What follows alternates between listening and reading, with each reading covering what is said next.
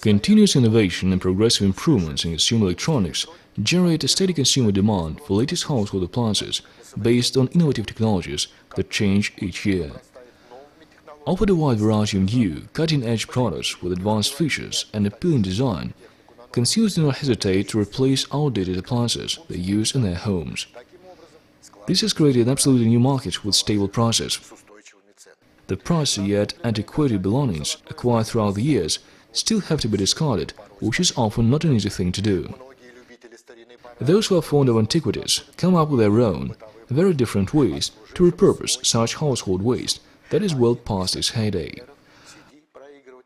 One of such examples is a CD player with a very primitive design that would probably be good for a country house and is extremely easy to build.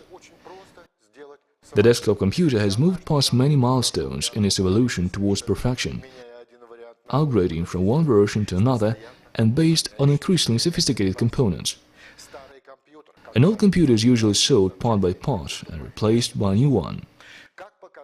It turns out that a part that is almost always left behind is a CD drive, which will provide the basis for our device. To operate, the drive will need a power supply. Well, we could use the original one using a computer. However, old computer power supplies are notoriously unreliable in the long run, which is known to have caused many motherboards to inflame. In this case, I used a power supply from an old DVD player that somehow managed to escape the dump. Power supplies in such devices are often preserved fully intact. Its design allows connecting the computer drive with a standard adapter cable that doesn't need to be adjusted or reworked in any way. Also, the supply is included in the player as a separate unit with its own connectors. The only thing needed is a casing for the power supply. Here you are free to use your creativity.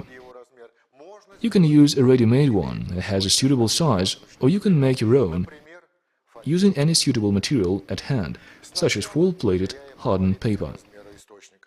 First, measure the power supply. Then, using an ordinary knife and a ruler, cut out parts of the base on the desired dimensions, width, length, height, etc. In this case, the width and length of the casing match those of the CD drive. The motherboard is fixed on plastic legs.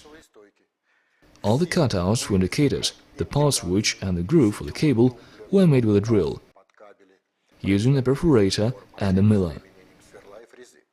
The edges of the casing were sealed using alloy and a soldering iron without any other fixing elements. The CD drive has a headphone socket and a line input for connecting an amplifier. The device can be used in different ways. It can be connected to an old radio and record player, which would compromise its ability to play vinyl records. It can also work with a reel-to-reel recorder or any other amplifier for that matter. Although the drive can only read the CD format, it still has some value, especially since it's something you've made with your own hands and for your own good.